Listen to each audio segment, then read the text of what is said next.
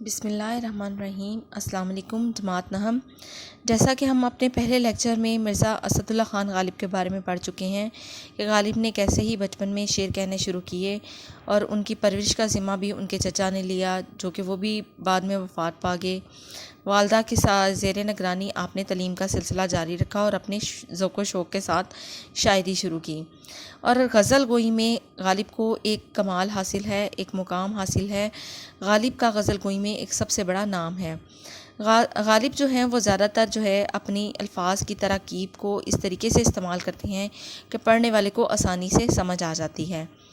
اسی طرح ہم نے شعر نمبر پہلے کی تشریح کی، جس میں نے آپ کو بتایا کہ یہ مطلع کا شعر ہے۔ اس میں ردیف اور قافیے کو جو ہے وہ مد نظر رکھا گیا ہے۔ ردیف اور قافیے کو مد نظر رکھتے ہوئے انہوں نے مطلع کا شعر مکمل کیا ہے، جبکہ میں نے آپ کو کہا تھا شعر نمبر جو 2 ہے اس میں پہلا مصرعے میں جو ہے وہ ردیف قافیے کا استعمال نہیں کیا گیا، جبکہ مصرع نمبر 2 ہے اس میں انہوں نے استعمال کیا ہے۔ تو ہم نے شعر نمبر 1 کی تشریح کر لی تھی، جس میں غالب جو ہے اپنے دل کو ملامت الزام دیتے ہوئے کہتے ہیں کہ اے دل تجھے کیا ہو گیا ہے، تمہیں کون سا ایسا مرض لگ گیا ہے اور تمہارے دل کی دوا جو ہے وہ میں کہاں سے حاصل کروں۔ اگلے شعر میں وہ اپنے محبوب سے محبت کا اظہار کرتے ہوئے کہتے ہیں،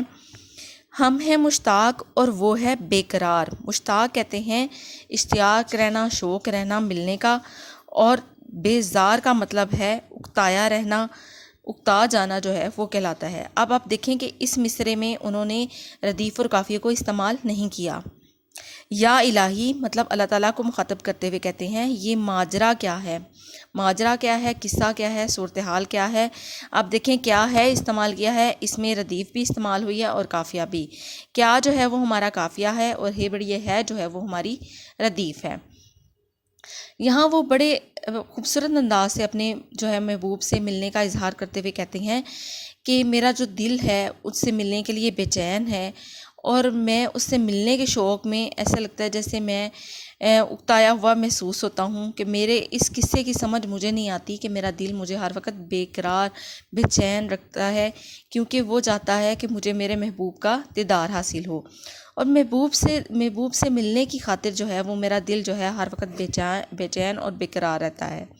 شاعر تو اپنے محبوب سے ملنے کا شوق رکھتا ہے، اس کا محبوب جو ہے وہ اس کو نظر انداز کرتا ہے، اسے ملنا نہیں چاہتا،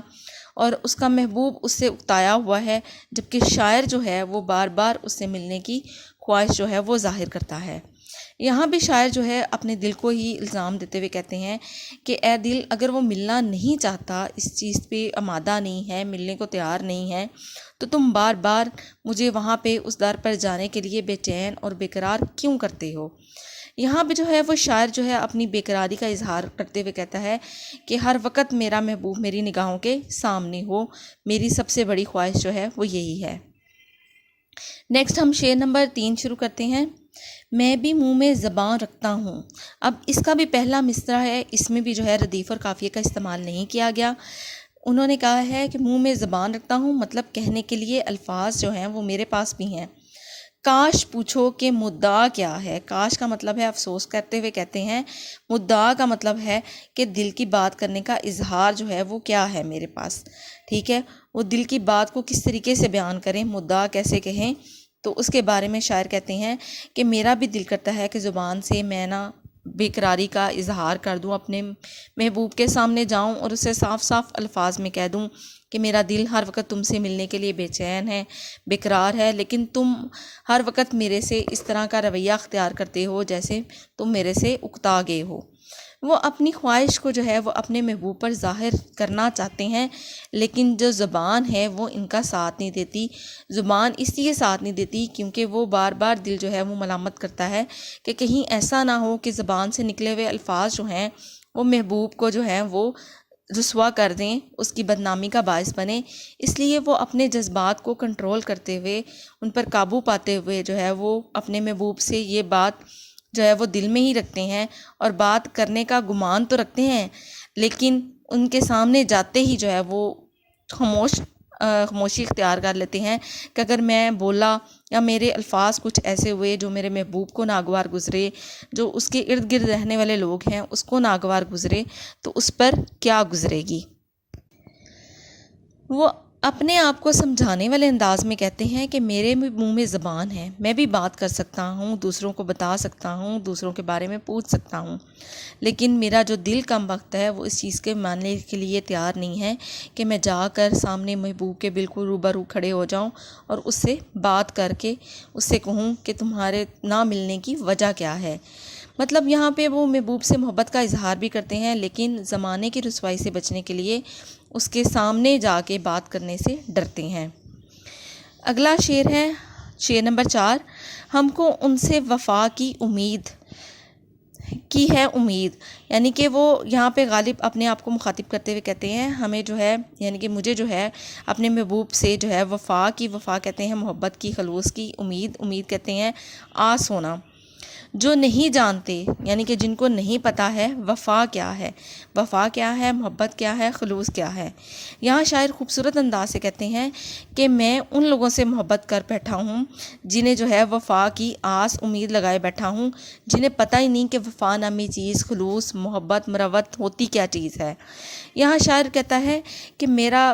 دل تو اس کے لیے بے چین ہے، کیونکہ وہ پاگل ہے اور وہ پاگلوں جیسی باتیں کرتا ہے، وہ ہر وقت اس سے ملنے کو بے قرار رہتا ہے، لیکن اس کا اکتایا ہوا رویہ جو ہے مجھے ایسے معلوم ہوتا ہے کہ جیسے میں تو اس سے وفا کرتا ہوں، میں تو اس سے محبت کرتا ہوں، خلوص کی امید رکھتا ہوں، لیکن وہ مجھ سے محبت نہیں کرتا، وہ مجھ کو نظر انداز کر کے یہ بات ثابت کر رہا ہے کہ وہ میرے بارے میں بالکل لا علم ہے، وہ میری محبت اور میرے خلوص کے بارے میں بالکل نہیں جانتا۔ یہاں وہ الفاظوں کا سہارا لیتے ہوئے کہتے ہیں کہ دل ہماری جو ہے وہ تمہاری جو ہے تکلیف کب تک جو ہے وہ ایسی چلے گی کہ تم ایسے بندے سے امید لگائے بیٹھے ہو جو کہ ہر وقت جو ہے وہ مجھے نا امید کر دیتا ہے، جتنا میں اس کے قریب جاتا ہوں وہ مجھے اتنا ہی دور کر دیتا ہے۔ اس کی باتیں، اس کا اظہار کرنے کا طریقہ مجھے ایسا معلوم ہوتا ہے کہ جیسے میں تو اس سے محبت کرتا ہوں لیکن وہ مجھ سے محبت نہیں کرتا، وہ ہمیشہ میرے جو ہے پرخلوص رویے کو نظر انداز کر دیتا ہے، اس کو اہمیت نہیں دیتا۔ یہاں شاعر جو ہے وہ بار بار اس چیز کی جو ہے وہ ملامت اور شرمندگی کا اظہار کرتا ہے کہ میں تو اپنے محبوب کو دل و جان سے چاہتا ہوں، لیکن وہ مجھے نظر انداز کر کے یہ ثابت کرنا چاہتا ہے کہ تمہارا دل اور تم جو ہے وہ کتنے ناسمجھ ہو، جسے یہ نہیں پتہ کہ میں اس سے محبت نہیں کرتا۔ یعنی شاعر جو ہے وہ یہ کہنے کی کوشش کر رہا ہے کہ میرا دل جو ہے اسے امید لگائے بیٹھا ہے، آس لگائے بیٹھا ہے کہ کسی نہ کسی ایک دن جو ہے وہ میرا محبوب مجھ سے راضی ہو جائے گا، مجھ سے محبت کا اظہار کر دے گا، اور وہ اسی آس پہ جو ہے وہ اس کے ساتھ محبت کیے جا رہا ہے۔ ہم نے شعر نمبر 3، 2، 3 اور 4 کی جو ہے وہ تشریح کی ہے۔ آپ نے اس کی تشریح جو ہے 1 سے 1.5 پیج کی کرنی ہے، اور آپ نے باقاعدہ تشریح کرتے ہوئے جو ہے ردیف اور قافیے کے بارے میں بھی بتانا ہے، اور شاعر کے الفاظ کے بارے میں بھی بتانا ہے کہ شاعر نے سادہ الفاظ کے ساتھ جو ہے کس طریقے سے اپنی بات کو سمجھانے کی کوشش کی ہے۔ تشریح کرتے ہوئے آپ نے اندر شعر بھی ایڈ کرنے ہیں،